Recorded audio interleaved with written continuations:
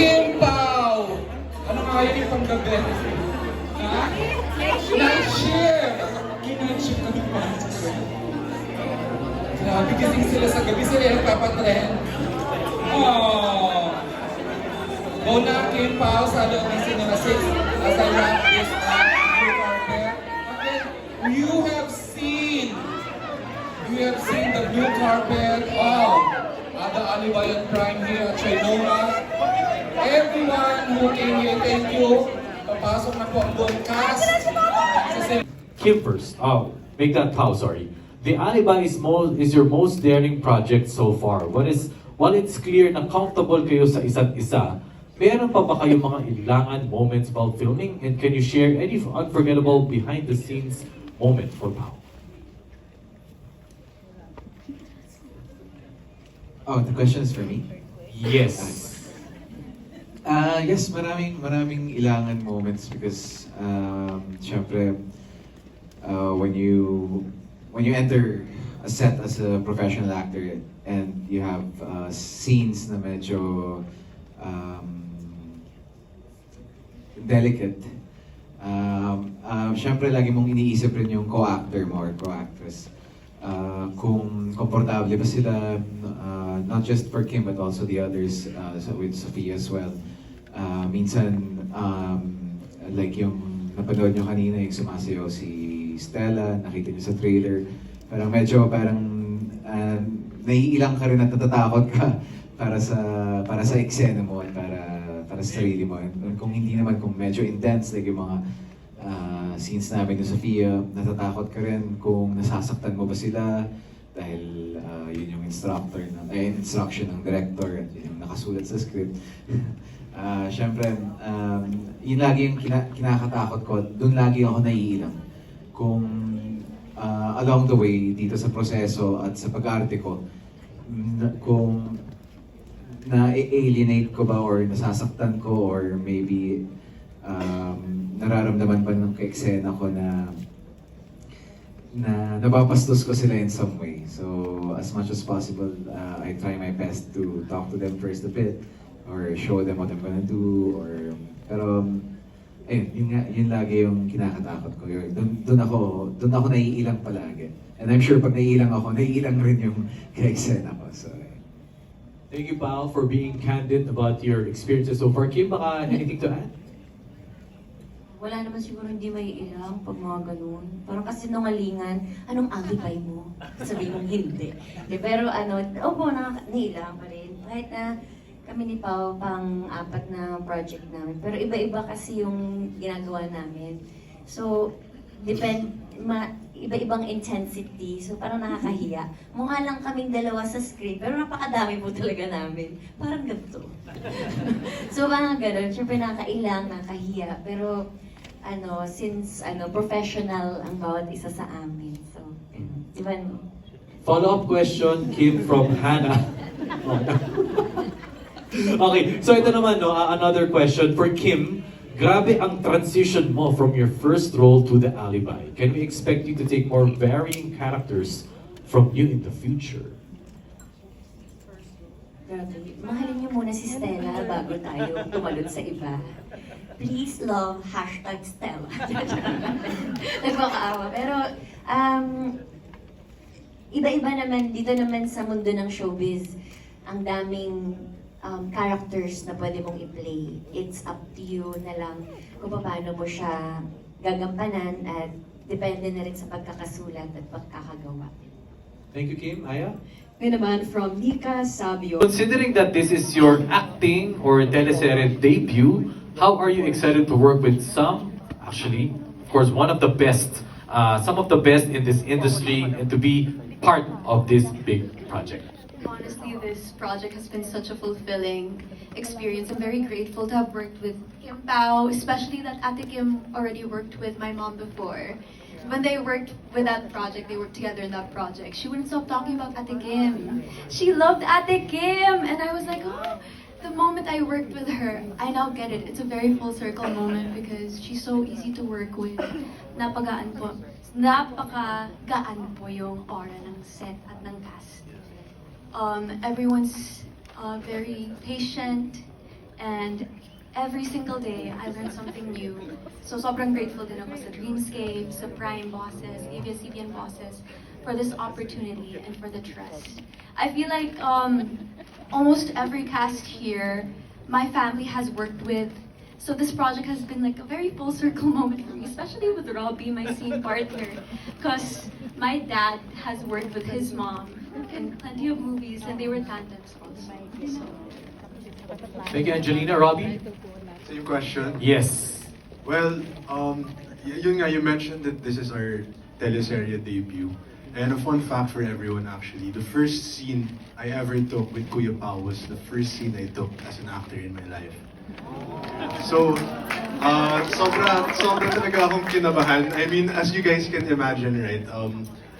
I was in front of Kuya Pao and in my head I'm like, oh my goodness, it's Paolo Avellino in front of me with all the lights and the camera, and I was so nervous, but at the same time, as a fresh actor, I feel so incredibly blessed because during the lock-in cycles, we got to establish certain dynamics, relationships with each cast member.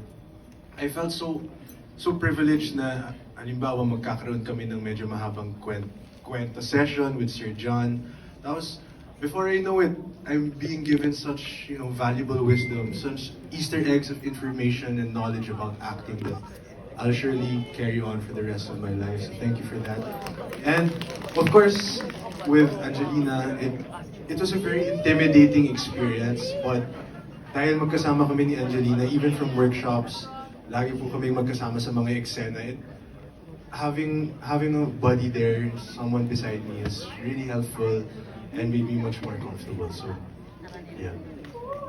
Thank you, Angelina. Project after project, from Linlay to Sec Kim to What's Wrong with I to ano yung pelikula? My Love Will Make You Disappear. My Love Will Make You Disappear. At ito, I can thank everyone for your support, to everyone supporting us, not just here in the Philippines, globally, and also to our friends from the press. Maraming salamat.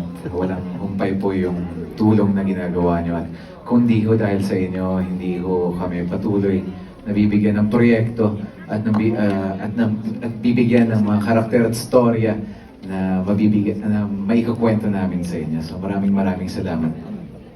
Yes, sa lahat ng mga nandito ngayon, maraming salamat po sa inyo. I hope we can spread the word kung ano po ang laman ng The Alibi. At ayan nga po, mag-download na ng Prime Video app dahil doon lamang po ito mapapanood. Simula na po yun this November 7, 2 episodes every Friday po yan. So thank you so much sa lahat ng mga supporters namin na nanonood ngayon online. Sa lahat ng mga nandito, thank you very much for all your effort, for all the love, for all the support. Nababasa po namin lahat yun, kaya maraming salamat. And sa mga bagong mga manonood and bagong susuporta sa amin ni Pao, panoorin niyo po itong The Alibi. It's not just me and Paolo.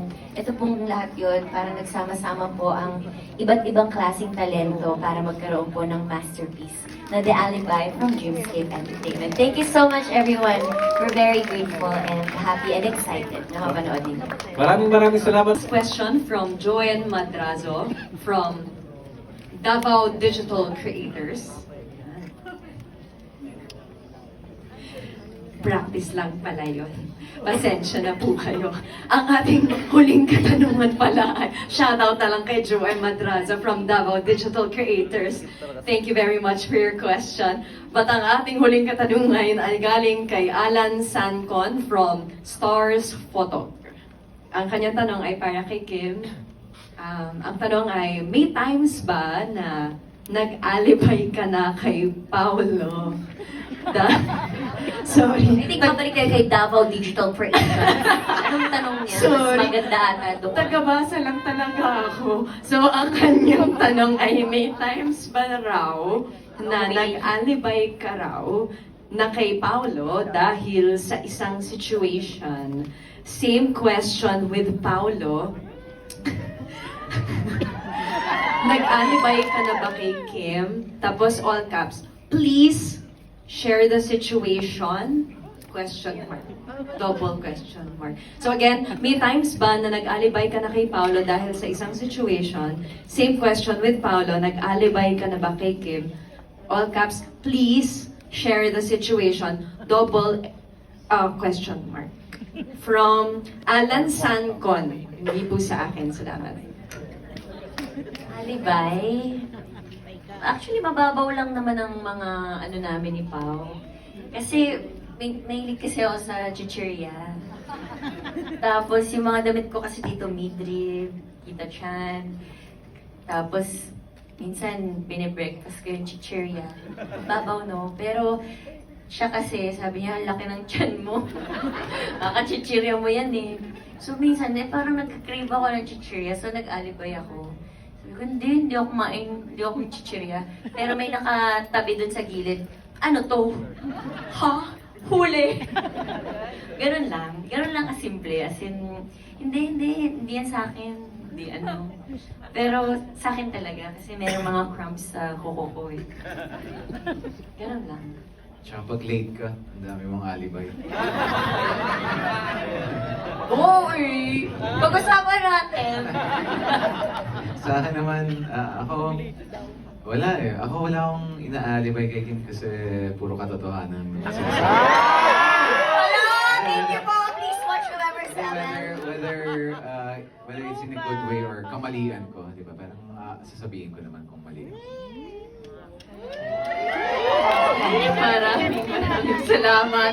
Kim Pao, isang hiyawan naman para sa Kim Pao. Diba? Ngayon na lang natin sila nakita ng ganito. At syempre, yung iba rin natin kasama sa cast. And before we wrap up, Yes, alright, so before we wrap up, let's see. Avelino. don't forget to post, share, and spread the word using the hashtag #TheAlibi on Prime. Huge thank you to ABS-CBN Studios, Dreamscape Entertainment, and Prime Video for making this world-class Filipino series possible. Now you can take the photos of our powerhouse cast. Once again, ladies and gentlemen, The Alibi.